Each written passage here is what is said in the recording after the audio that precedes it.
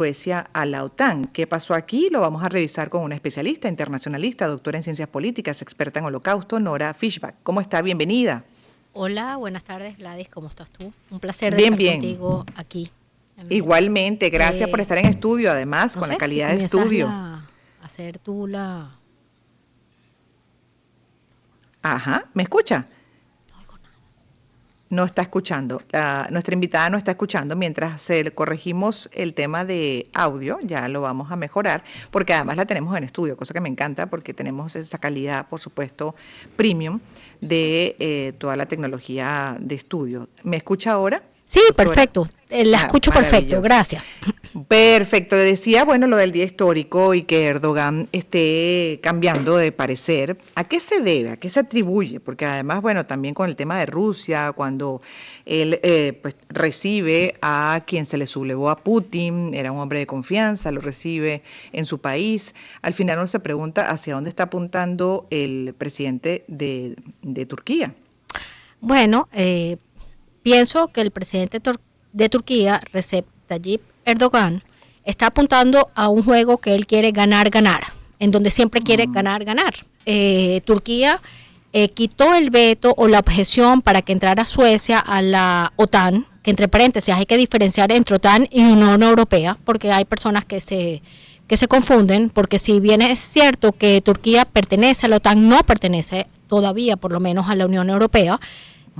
Tayyip Recep Erdogan quitó el veto porque puso condiciones para que Suecia entrara a la OTAN y ganó ciertas condiciones con la entrada, con su beneplácito para que Suecia entrara. ¿Qué ganó? Uno, que Suecia, por una parte, revisara toda su legislación con respecto a la guerra, lo que él llama una guerra antiterrorista, porque él afirmaba que en el territorio sueco se vivían, y no nada más vivían, sino que les daban trabajo el gobierno sueco a los partidarios del partido kurdo, que es un partido de oposición allá en Turquía y que está totalmente bloqueado por el gobierno de Erdogan.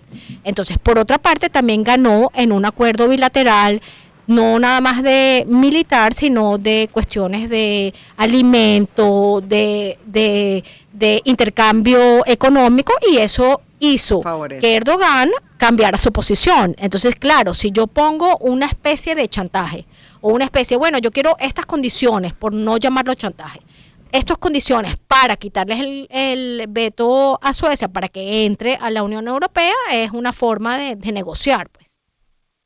Ah, no, claro, obvio, en este caso, bueno, se ha visto casos también de condiciones que a veces se aceptan y igualito no se avanza, ¿no? En un proceso de negociación. En este caso también entiendo que Turquía, y justamente en este nuevo periodo de Erdogan, que repite, tiene muchísimo tiempo ya en el poder, pero repite entre otras cosas porque la gente prefirió a malo conocido que, bueno, por conocer, entre una situación de crisis que tiene que resolver. Entonces esas alianzas le convienen, ¿no? Desde el punto de vista comercial, tener, pues, obviamente, una economía más saludable. Es correcto. Y no nada más eso. Tenemos que analizar el tema de Turquía como ya que Turquía se ha convertido en un actor importante y en una potencia regional. Entonces Turquía actúa de una manera como potencia militar en la región de la Euroasia. También creo de alguna forma que Erdogan tiene unos sueños nostálgicos del Imperio Otomano, que como se debe recordar, terminó con el término de la Primera Guerra Mundial, pero él no quiere perder, o él quiere recuperar todas las áreas de influencias en las cuales tenía influencia, valga la redundancia, el Imperio Otomano, y él ha actuado de esa manera. Entonces, de una manera actúa como bisagra entre Oriente y Occidente, porque es la puerta a Oriente, y por otra parte coquetea con Putin. Entonces, Europa no se puede dar el lujo de perder a Erdogan. Y por otra parte, Erdogan quiere jugar en la misma mesa que juegan los actores de alto nivel, y no con esto digo que Erdogan no sea de alto nivel, sino es otro nivel de juego, como Biden y Putin y China con Xi Jinping. Es decir, está entrando a un juego de ligas mayores. Entonces eso es muy importante tenerlo en cuenta, porque tiene áreas de influencia Erdogan en prácticamente, para mencionarlo, en el Mediterráneo, en el norte de África, en estados balcánicos. Entonces, ¿dónde no quiere estar Erdogan? Quiere estar en todas partes. Ya. Pero por cierto, leo también de DW el resumen, el recuento que hace sobre esto que estamos revisando con usted, que dice: tras 500 días de la invasión rusa de Ucrania, el tono y la intención de Erdogan en la víspera de la cumbre parecían claros. Si Turquía no entra a la Unión Europea, Suecia tampoco la OTAN. Era la nueva condición impuesta por el presidente de Turquía, que ha causado y causó desconcierto en esa víspera de la cumbre de la OTAN. La intención de la cumbre prevista para este martes y miércoles en Vilna, en Lituania, es ofrecer un apoyo unido y de largo plazo a Ucrania a 500 días del inicio de la ofensiva de Rusia, aunque la declaración de Erdogan abrió esa fisura que se esperaba cerrar en la reunión de líderes. Y entonces el día histórico, bueno, sí, definitivamente Erdogan considera que no, o sea, decidió retirar ese obstáculo para la adhesión de Suecia a la OTAN, pero se pregunta uno entonces, bueno, en ese vínculo con la Unión Europea que está buscando, si en algún momento puede ser incluido. En la Unión Europea creo que el objetivo de los Estados Unidos, sobre todo, y digo Estados Unidos porque después vamos a hablar un poco de Europa como continente y como Unión Europea, ¿no? El objetivo de los Estados Unidos es hacer muchas cosas para que no cambie nada y mantener el status quo. Es decir, si bien es cierto que él asume ciertas condiciones, pide a Erdogan pide unas condiciones para que Suecia entre a la Unión Europea, también tiene otras condiciones militares que todavía no se van a cumplir, como por ejemplo, Estados Unidos dijo en su momento, Biden antes de salir para su viaje a Europa, dijo que les iba a dar F-16 a Grecia y a Turquía, porque Turquía y Grecia están pidiendo los F-16 para renovar su flota militar. Ahorita, de aquí a que se lo den, falta mucho. A lo mejor se los dan a Grecia, pero Grecia y Turquía tienen un contingente por Chipre, por ejemplo, en donde Erdogan se tomó una parte norte de Chipre y llamó a ese lugar, él creó lo que se llama o denomina la República Turca del Norte de Chipre. Entonces ahí, tanto Grecia como Turquía, que son países de la OTAN, no tienen intereses totalmente contrarios, porque Grecia también le interesa tener su área de influencia en Chipre. Entonces, para mí, en realidad, el día histórico de la OTAN, en donde se revivió a la OTAN, porque en el año 2019 el presidente Emmanuel Macron dijo una cosa importantísima. La OTAN está en muerte cerebral. El día para mí histórico de la OTAN es la invasión, el día que Rusia invadió Ucrania, porque hasta ese momento estaban, como lo había dicho Emmanuel Macron en el año 2019, estaba descerebrada o de muerte cerebral. Entonces, ¿qué día? Cuando todos los países empezaron a querer, no, mentira, porque en realidad Ucrania ha pedido desde el año, si no me equivoco, 2008 entrar pero cuando se aceleró Suecia, Finlandia, que es el último país en entrar antes de Suecia. Últimamente, 22, cuando vieron amenazado su territorio, porque vemos como la geopolítica se ha convertido otra vez en un factor importantísimo en todo lo que tiene que ver con las relaciones internacionales y la paz mundial. Y por eso lo estamos revisando frecuentemente en el programa, porque a veces las personas dirán, ay, pero ¿por qué ellos hablan de algo que está tan lejos? Porque es que termina de una u otra manera incidiendo en nuestros países. Esa invasión de Rusia a Ucrania, bueno, cuánto no ha incidido, incluso hasta en la economía mundial. Y ahí la pregunta, ¿por qué él asomó también algo de Ucrania? Entiendo, en esta víspera del encuentro de la OTAN. Erdogan también asomó algo que no tengo con exactitud lo que fueron sus palabras, pero no sé si usted las recuerda mejor sobre Ucrania y su posición sobre esa adhesión a la OTAN. Bueno, lo que pasa es que hay una cosa muy importante. Ucrania, y por más que sea que las noticias ahorita hay un revuelo, y así salió en una pauta de noticias anterior de esta emisora, que estaban estudiando la entrada de Ucrania a la OTAN. En este momento eso es imposible desde mi humilde punto de vista. ¿Por qué? Muy, muy sencillo.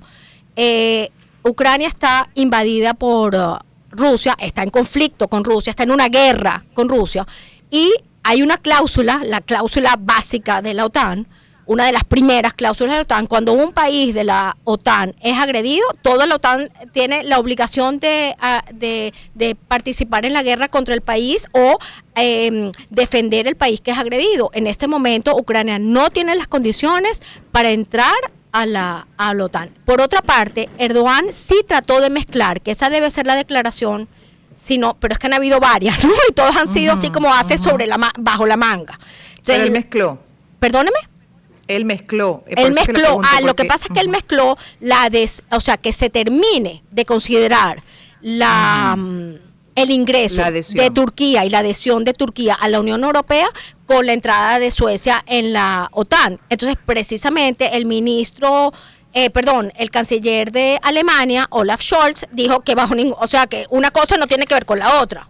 O sea, la OTAN es la OTAN, la Unión Europea es la Unión Europea. Y, por ejemplo, para hablar de un tema muy, muy básico, tenemos que ver que este mismo año, 2023, ¿te recuerdas o se recuerda usted dónde se jugó la final de la Champions League? En Istambul. ¿Por qué? Porque Turquía es considerado un país de una parte de Europa. Y si uno se sitúa, yo creo que tú pasaste por Istambul, yendo a un viaje al Medio Oriente. Sí. Si tú ves ¿cómo se llama? Los vuelos que hay, las salidas y las llegadas de Istambul, oye, es un mundo totalmente diferente al que vemos en otros aeropuertos de este lado del mundo. Entonces, ¿qué pasa? Y también, si uno está parado en Istambul, uno con cruzar un puente está en Asia y cruzando el mismo puente de regreso estás en Europa. Entonces, geopolíticamente Turquía es muy importante. Sí. Entonces, es una posición privilegiada y bueno, lo sabe Erdogan. Lo sabe Erdogan y lo utiliza. O sea, lo utiliza y con eso es lo que juega. Y por eso es que no ha sido un aliado fiel precisamente a la OTAN. Ahorita, ¿qué va a hacer, por otra parte, la Unión Europea, que está buscando cierta forma de independencia de los Estados Unidos, cosa que no va a conseguir tampoco en estos momentos, por razones militares? O sea, Estados Unidos está pronto a votar, si no votó ya, o tiró al mar 10 portaaviones nuevos que parecen islas gigantescas, que pueblos enteros.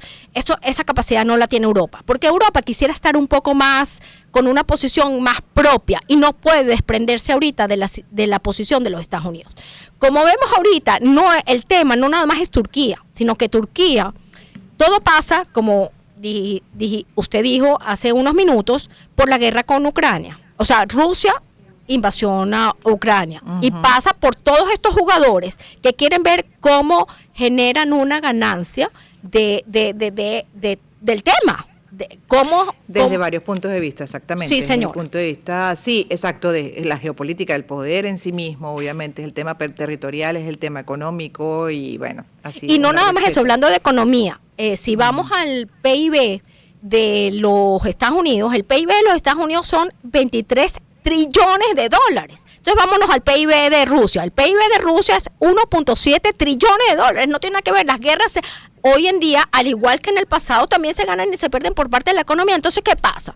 ¿Por qué la Unión Soviética perdió su carrera militar? Porque no pudo competir más con los Estados Unidos, porque Estados Unidos le sacaba un misil más y su economía estaba bien. En cambio, la Unión Soviética se estaba sumiendo en la pobreza más extrema en ese momento y tuvo que decir, bueno, ya, vamos a derribar el muro de Berlín, muro de Berlín, chao, se acabó todo y cayeron como fichitas de dominó. Sí, bueno, seguiremos analizando. Le agradezco mucho que haya estado además en el estudio. Nora Fischbach es internacionalista, es doctora en ciencias políticas, es especialista en Holocausto y con ella revisando esta decisión de Turquía de retirar su negativa a la adhesión de Suecia a la OTAN. Esto como marco de la cumbre justamente en la que se toca principalmente el tema de Ucrania. Una cosa, perdón, ¿pudiera agregar una cositica más? Sí. Ajá. Hay Ross Perot, que es un eterno candidato presidencial de los Estados Unidos, que no sé si se lo recuerdan, porque lleva 1000 años luz en eso. Tiene una cita que a mí me gustó mucho, y por eso la traigo a colación. La guerra tiene reglas. La lucha en el lodo tiene reglas. La política no tiene reglas. Y eso es importante traerlo a colación en este momento, y así, desde este punto de vista, Erdogan está jugando así, a que las políticas no tienen reglas, pues. Y muchas gracias. Gracias a usted, imagínense, con esa frase también que se puede aplicar a muchas circunstancias. Nora Fishback, internacionalista, son las 3:46, mientras hago publicidad, pues se pasan el testigo ahí en el estudio, además la doctora Mercedes Schnell también está, y con calidad de audio premium, como digo, pues justamente. Una oportunidad para